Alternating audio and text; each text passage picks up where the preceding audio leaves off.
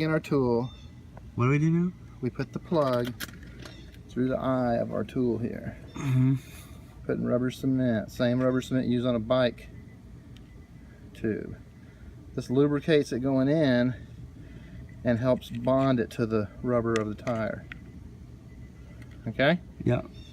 Get the top back on, otherwise it'll run out. Okay, we're going to take this out, take our reamer out, and go back in with this.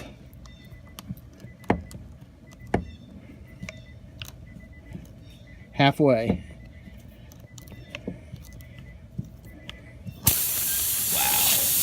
There we go. Oh!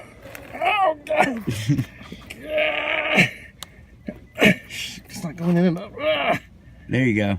Okay. Is that enough? Yeah. There. That's it, dudes. That's it? Job done.